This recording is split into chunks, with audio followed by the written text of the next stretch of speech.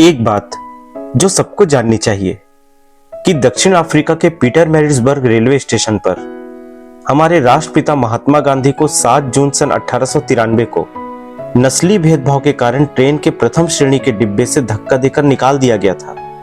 उन्होंने पूरी रात वेटिंग रूम में बिताई थी और वहीं से सत्याग्रह की नींव रखी। जब भी इस घटना को कोई भी भारतीय याद करता है तो उसे आज भी लगता है कि यह घटना स्वयं उसके साथ घटी है या जैसे यह अपमान उसका व्यक्तिगत हो। पर हमने कभी यह सोचा कि गाहे बगाहे हम आज भी अस्पृश्यता को अघोषित रूप में ही सही पर मुक्त स्वीकृति प्रदान करते हैं, वो भी अपने ही देश में। आज भी हमारे देश में कोई दूल्हा अपनी शादी में घोड़ी पर केवल इस वजह से नहीं चढ़ता क्योंकि वह दलित है और एक दलित का घोड़ी चढ़ना सवर्णों को नापसंद है। आज भी हमारे देश में जय भीम, आर्टिकल 15 जैसी फिल्मों में दिखाया जाता है कि ऊंच नीच, छुआछूत आज भी हमारे बीच एक गंभीर मुद्दा है। हम किस तरह का जीवन जी रहे हैं और किस तरह की सोच के साथ जी रहे हैं। एक व्यक्ति जो मेरी ही तरह है, हो सकता है कि रंग में थोड़ा फर्क हो, कद में 19-20 का अंतर हो, लेकिन चाहे खून का रंग हो या मनुष्य कहलाने का अधिकार, सब कुछ में तो समानता है।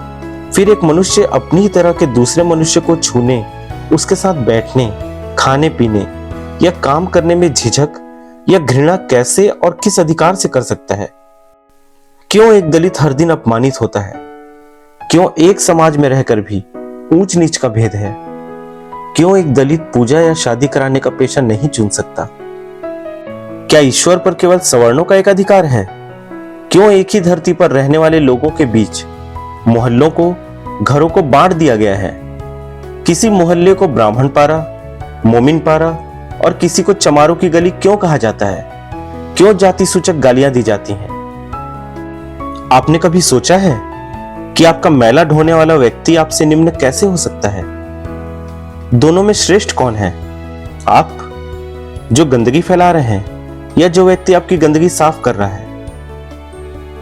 हमारा देश सदियों से कर्म, वर्ण, धर्म, जाति, उच्च निम्न वर्गों में बटा हुआ है। ये बात हम भी जानते हैं।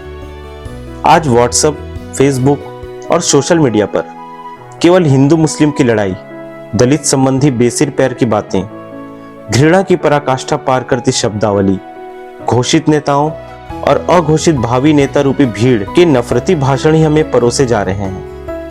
हमने भी इन मुद्दों को अपने मनोरंजन का नया माध्यम मान लिया है और कुछ लोगों ने तो इस तरह के वीडियोस देखकर उसे लाइक, कमेंट, शेयर करने को ही अपना रोजगार मान लिया है और उन्हें लगता है कि वो जो कर रहे हैं वो उनकी धर्म भक्ति और देशभक्ति दोनों है।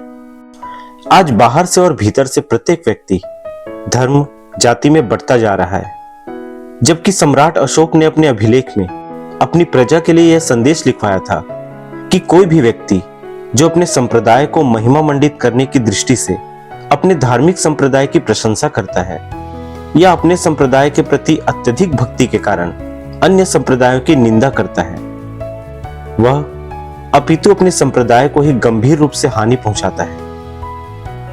आज जो माहौल है, आपको नहीं लगता कि आपने और हमने सम्राट अशोक, बादशाह अकबर, भारत के पुनर्जागरण के अग्रदूत कहे जाने वाले राजा राम मोहन राय, राष्ट्रपिता महात्मा गांधी और संविधान निर्माता डॉक्टर भीमराव अंबेडकर की विचारधारा को पूर्णतः नकार दिया है और उनके द्वारा किए गए असाधारण कार्यों और प्रयासों को अत्यंत साधारण बना दिया है?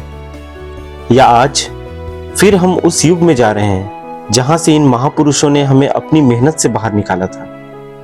आज हम सभी को पुनः देश के संविधान पर संगीति करने की आवश्यकता है, क्योंकि हम सबके लिए बेहतर शिक्षा, रोजगार, गरीबी उन्मूलन, अस्पृश्यता उन्मूलन, समानता, धर्मनिरपेक्षता ही मूल मुद्दे होने चाहिए, न कि धर्म जाति के नाम पर लड़ाई और दंगे।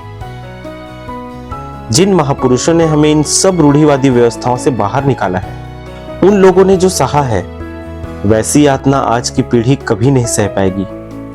इतिहास गवाह है कि एक व्यक्ति ने तो इतना सहा है कि उन्होंने अपने अपमान को ही अपनी ताकत बना ली। उन्हें तो पानी पीने, किराए के मकान को प्राप्त करने, सोने, खाने, मित्रता करने, घूमने और यात्रा करने और पता नहीं क्या क्या करने पर अपमानित किया गया, लेकिन उस व्यक्ति ने इन सबको अपनी बुलंदी के मार्ग की सीढ़ी बनाकर देश का संविधान गढ़ दिया। जी हाँ, आप समझ गए। अगली किताब waiting for a visa, visa की प्रतीक्षा में, संविधान निर्माता डॉक्टर भीमराव अंबेडकर, जल्द ही आपके समक्ष।